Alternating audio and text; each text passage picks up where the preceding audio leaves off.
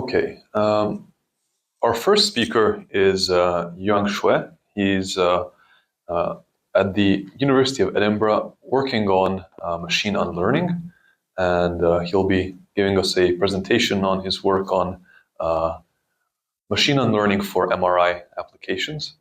Yuyang? Thank you, Valentine. And thank you very much for having this conference as a good platform to share and discussing some topics. So I'm Yuyang Xue. I'm a PhD student from University of Edinburgh, and here my topic here is Erase to Enhance Machine Learning. So this is an initial investigation on how machine learning can be combined with MRI reconstruction. So let's begin. Sorry.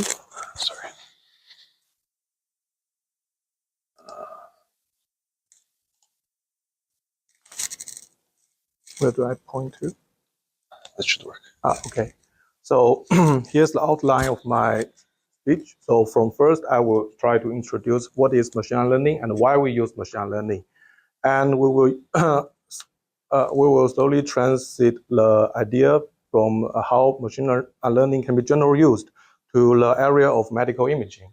And then we will show our experimental setting, experimental result, and some future directions in this area.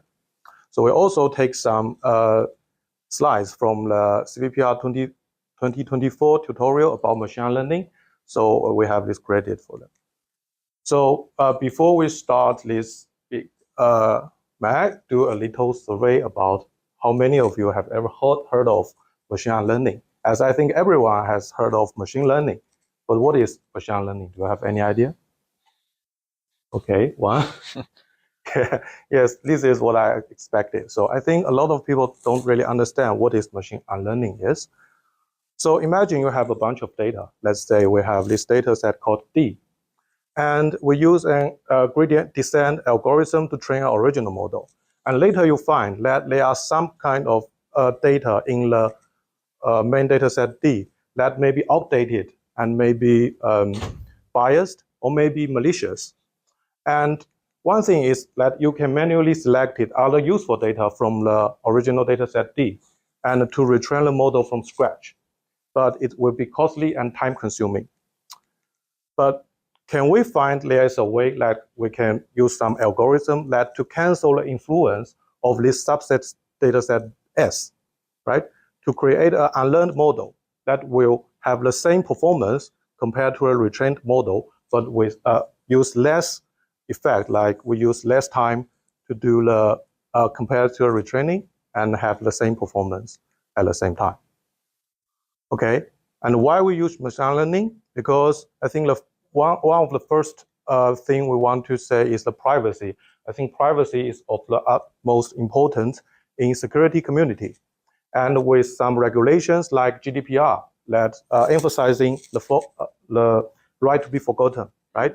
So some privacy-related data should be eliminated from the model. If someone comes to like a big company like Facebook to say, I want to quit from Facebook, but some of their data may be like trained in their large language model or their vision language model, right? So they cannot just retrain the whole model for yourself. So machine learning may be a pathway to find to like eliminate your privacy from their model. Okay, and also we can use machine learning to mitigate harmful influence, like some data may contain some not safe for work content, and we can also eliminate some outdated, biased, and malicious data from them. So to enhance the trustworthiness, fairness, and safety of the model. And also here is what we want to emphasize in this talk today. So it's to improve the source model by remove some harmful influences from other out of distribution data for the downstream task. And also consider about the efficiency. We retrain the whole model with time, is time consuming. So we can use some efficient machine learning method to help the model forget some influence. Okay, so here is an example. So for generative models such as diffusion model, I think now is very popular these days. So usually they do something called a concept unlearning. So what can be a concept? You can see here is some object, like any object like in this car, and style like a Van Gogh art style, and some identity like a human. Okay, so machine learning aims to erase the generation of a certain unlearning target concept without harming the other generation. So this is some example from like this nudity image, and erase the nudity from this generation could be much safer. And also like it will totally forget the concept of car and generate like a field or a plan. Yeah. So here is our formal definition of machine learning. So machine learning aims to remove influences of undesirable data points and the associated model capabilities while preserving the model's utility on unrelated information, all without the need for costly and prolonged retraining. So in computer vision or in artificial intelligence, we train models for different purpose, right?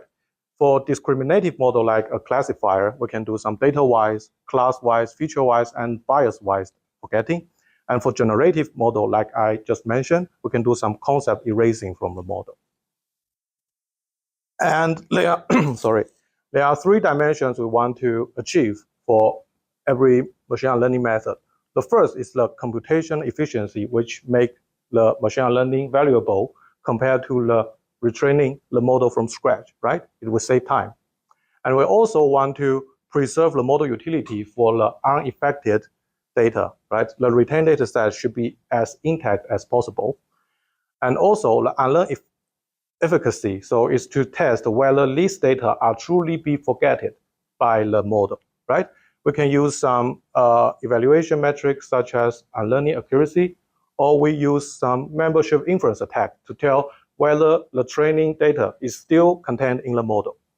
So for different applications in practice, they also exist many application-specific evaluation metrics, such as if you want to unlearn a human face, you can use some similarity metrics from a face recognition model to see whether this face is like totally removed from the model, okay? And let's talk about how to transit the machine learning to medical imaging. So medical imaging is one of the area that privacy is of the utmost importance. So in medical imaging, there are a lot of sensitive information from patient data. And we believe that every patient don't want their information to be leaked and to be like attacked from the model, right? So machine learning can help, and also in other cases like MRI reconstruction, they may have some hallucination and artifact in the generation of this data. So we want to use machine learning to deal with all this problem. So here is one example that the GradCam of this X-ray data set. So here is one identifier, John, some annotation of this patient. And you can see the discriminative model may focus on this identifier, which means the model did not focus on the true image features that it should be used to be classified or be recognized. So this could be some kind of shortcut learning here. So we don't really want this shortcut to affect the downstream task. So we can use some machine learning to unlearn this shortcut or this non-causal effect from this model. So to remove unintended information from the medical data. Okay, before we dive into how machine learning can be worked on MR reconstruction, let's just give a short introduction about MR reconstruction. So MR is one of the non-invasive image technique which widely used in every hospital and institution. So the reconstruction process is usually we acquire data from MRI scanner, which we call is case-based data.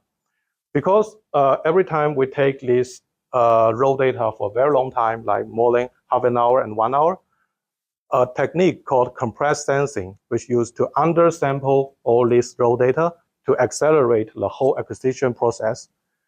So, but the undersampled data usually directly use Fourier transform can reconstruct some image very blurry to like without all these high frequency details about the image feature. So with the aid of artificial intelligence, we can use some reconstruction neural networks, try to like try to predict what missed in this undersampled image to get the reconstructed k-space, and we can further get the MI reconstruction. So which is a way to usually used in almost all hospitals MRI scanners.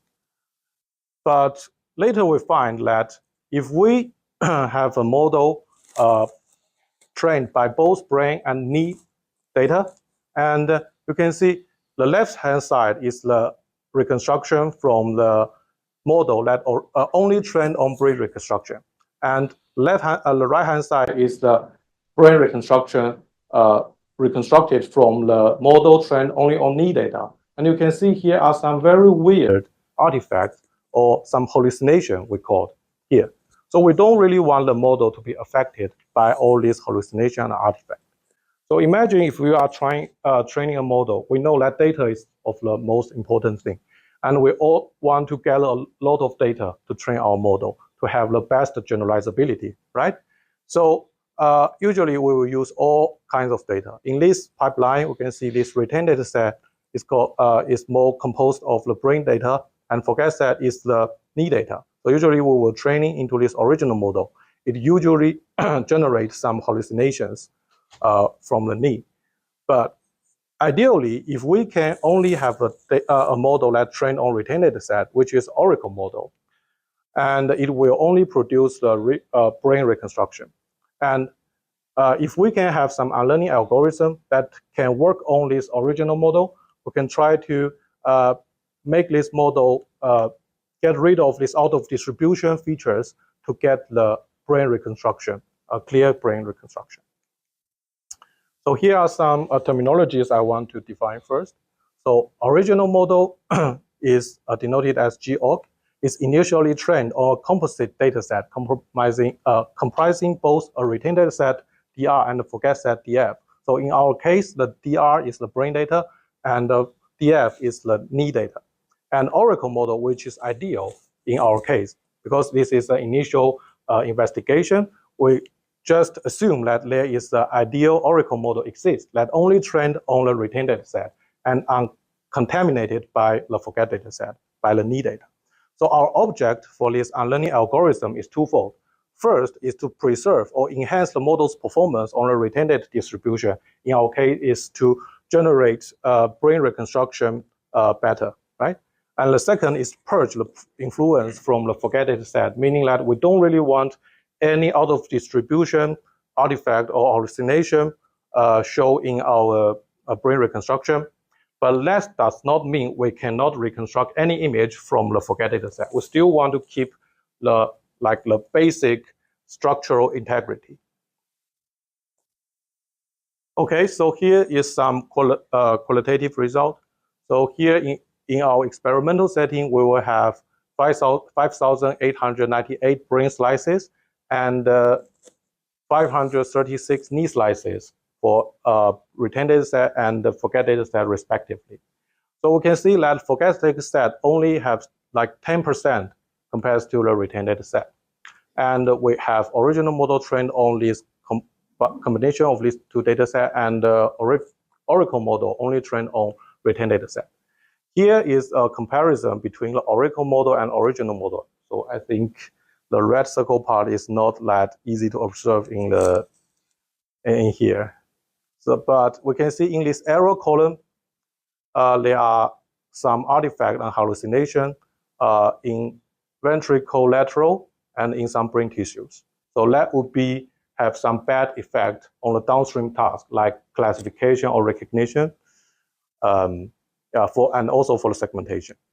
And we try to use some unlearned method to help to eliminate all these artifact and hallucination from image. And you can see from the unlearned error part, which is the comparison between the Oracle model and the unlearned model, we can see that these errors are mostly reduced, right? Removed.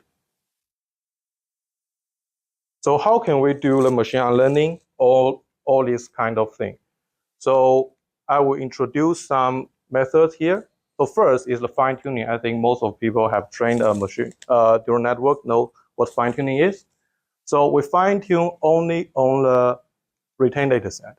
That means that we have this pre-trained model, which is original model, and we do some fine-tuning, like maybe in 5 or 10 epochs, and try to let the model remember the retained set better, and try to let it forget how forget set it is. However, fine-tuning does not impose any penalty to the forget data set, so it would be less efficient for unlearning. And another way is gradient ascent. We all use gradient descent method to do optimization for the network. So in this way, we will try gradient ascent, try to let the gradient deviate from the minima. But the thing is, if the gradient is like ascending too much, it will like introduce catastrophic forgetting, like make the model quite useless. So here is one image that, to show what is gradient ascent. So we have this gradient all the way to the minima, but if we use gradient ascent, it will forget all the knowledge they already learned. So here we will use some fine tuning to help it to like still converge to the local minima, not too much deviated. And also we introduce another method called noisy labeling. So we now have the forget data set, and we add some Gaussian noise to make some false mapping of this forget data set. So for the retained data set, it remains intact. And for the forget set, we add some random noise. So make the model be confused about how the forget data set is reconstructed. So the drawback is we need to use some data to do some manipulation on it, and we still need the aid from fine-tuning to make the model perform well. Okay, so here is our result. So for evaluation metric, we use PSR and SSIM, which are two classical image quality assessment metrics, which is widely used in like every image reconstruction task or image super resolution task. And here we have 3 columns of evaluation. So the first is brain test accuracy, which is to test whether the retained data set performs well. And knee test accuracy is to test whether the forget set is really be forgotten. And unlearn accuracy is to test how the forget data set performs. So the method, the first row's method is the original model trained on both retained data set and forget data set. And GHAT is the Oracle model that only trained on a brain data set. So you can see that the performance of knee test data does not that well compared to the original data, because the Oracle model does not see knee image at all. So we hope this Oracle data can be one of the gold standard in this scenario. We want the unlearned model can be as close as to the Oracle model as possible in each of these 3 evaluations. So here we first test the fine-tuning. And we can see from the fine-tuning, the first row is that we only use 10% of the retained data set to do fine-tuning. And full fine-tuning is we use all the retained data to do fine-tuning. And we surprisingly see that only 10% of the fine-tuning can do a better job than using the full retained data set. And we can also see that the knee test accuracy still are high, not close to the Oracle model, which means it does not forget about the forget data. And also we tried some unlearning algorithm. So gradient ascent and noise labeling itself will do a lot of harm to the model. So we need to combine it with 10% of fine-tuning. And we can clearly see that all this fine-tuning can repair the unlearned model and make it perform better.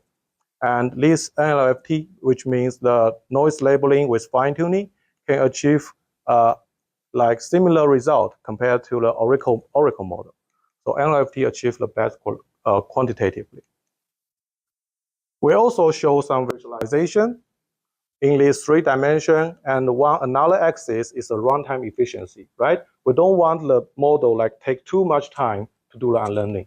So we compare it with the retraining. So in every pie chart, you can see there is a yellow or green triangle here, which is the performance of the Oracle model. right? So we want in these 3 dimensions, this triangle can be as close as possible to the Oracle model, but still we want to hold high runtime efficiency. So overall, we can see the NLFT method have the closest triangle here and has high runtime efficiency.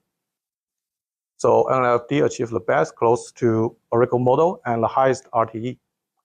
And one surprising thing we find that only 10% of retained data set can do a very good job compared to use the whole retained data set.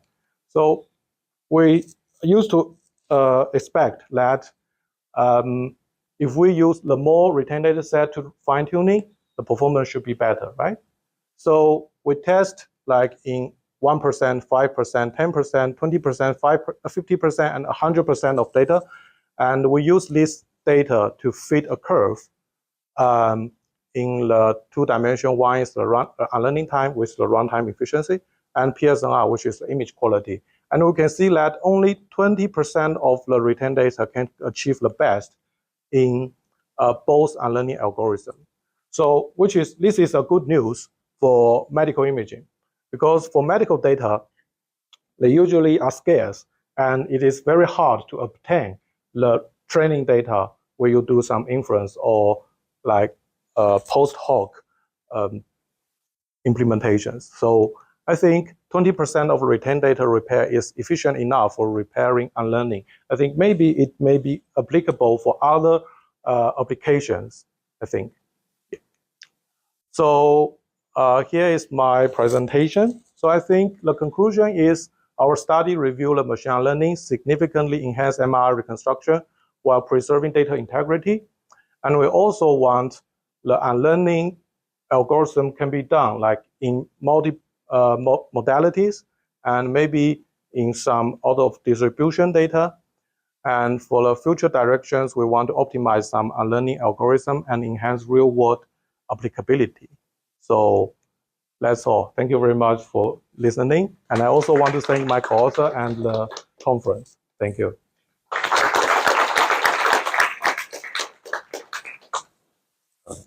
Well, first of all, thank you for the talk. There was a lot to unwrap there.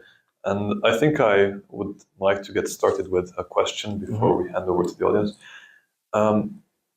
I didn't really understand the noisy labeling idea. Okay. Can you explain that in a bit more detail? Where do you add noise? Is it to... Yeah, exactly. If you can just explain that in more detail. Thank you for your question. So maybe I'm not very clear this part. So for MRI reconstruction, we have a low resolution image or undersampled case space as input, and the ground truth is an image like in the previous slides. Sorry, maybe I use this.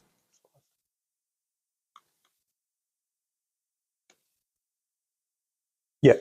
So if it's a reconstruction model that can take undersampled case space as input and try to get this MR image as output. Okay. So here, usually we add the noise to this MR image, like in the ground truth, to make a force mapping. Like we use this undersampled data as input and try to get a noise image as a reconstruction. So the model may be confused why this input can lead to this blurry output or noisy output. So maybe cancel the connection of how to map in the forget data set. Okay. Right. I see. Hope I answered the question. Yeah. So you add noise to the target, not the input. To the target. Okay, thank you. Are there any questions from the audience? Shall we start over there with the gentleman?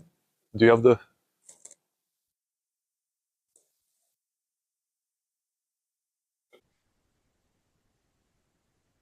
Hi. So your method is much better than the other unlearning algorithms. Why do you think this happens? So why do you think your method is doing so well compared to the others? Actually, it's the experimental or proof of concept of our paper, right? We use some out-of-box unlearning algorithm here, and we try to compare it with each other. So I think noisy labeling may be good, like to introduce some force mapping in the data. But for gradient ascent, it's like, how to say that? The optimization of this gradient descent is like to learn the knowledge, right? But for gradient ascent, it does not specify which knowledge to forget. So it's like gradient ascent, all the knowledge it learned to somewhere else. But noise labeling is targeted to the forget data set. So I think this unlearning can be more straightforward. I think this is my explanation. Thank you.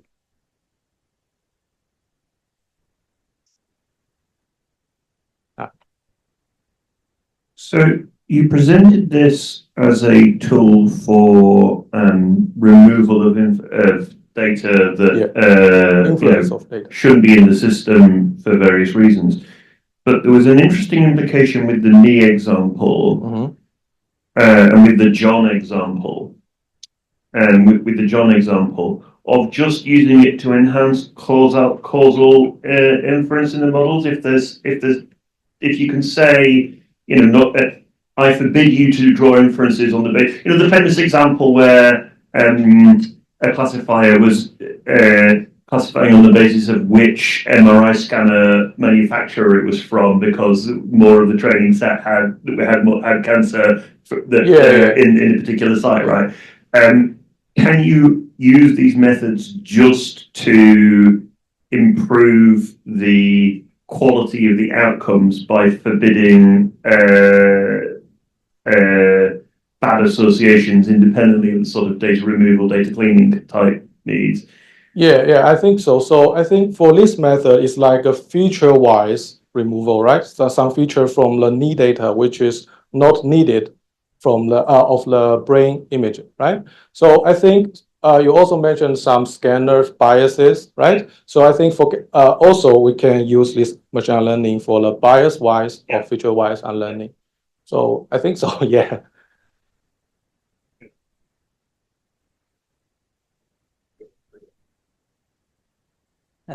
Thanks a lot for a very interesting topic. So a lot of time we rely on foundation models that are trained on different data sets. Maybe it's trained based on millions of pixels or samples or images. But if we recognize any wrong labels in the training, can we use this technique to improve those foundation models? Yes. So, for example, if you transfer learning tests, for example. Yeah, I think first you need to understand if these wrongly labeled data have some effect on the output, right? You don't want these relations like deteriorate the performance of your model, right? Do I understand the question correctly? Yeah, it's if I can clarify again. So the foundation models that are trained based on some wrong labels, can it be improved by this technique? Yeah, I think so. If you can like subtract this forget data set out of the whole data set. So you have a specific forget data set that you want to forget, right? So you already have the data, and you also have some retained data set to help you maintain the performance of the model. And I think machine learning can be used in this scenario. So maybe if you are not like sure that all this data is contained in the forget data set, you can use some method called concept unlearning. It's like in previous example, like in diffusion model here. So they use billions of images from the internet, right? So it's very hard or impossible to locate all these forget data sets. So about this nudity, they didn't specify whether this image has some nudity information in it. So maybe you can use some concept, like this concept maintain all relations about this nudity, and we try to unlearn the connection of the nudity from the model. Okay, yeah, thank you. I'm aware that there's more questions. Yuyang, will you be here during lunchtime? I'm sorry, I need to go back to Edinburgh. We have another meeting with something. We are a few minutes overdue, so if you have any questions, then please email Yuyang. I will put his email on the slide during the lunch break so that everyone can ask him. But yeah, let's thank again. Thank you very much. Talk. Thank you.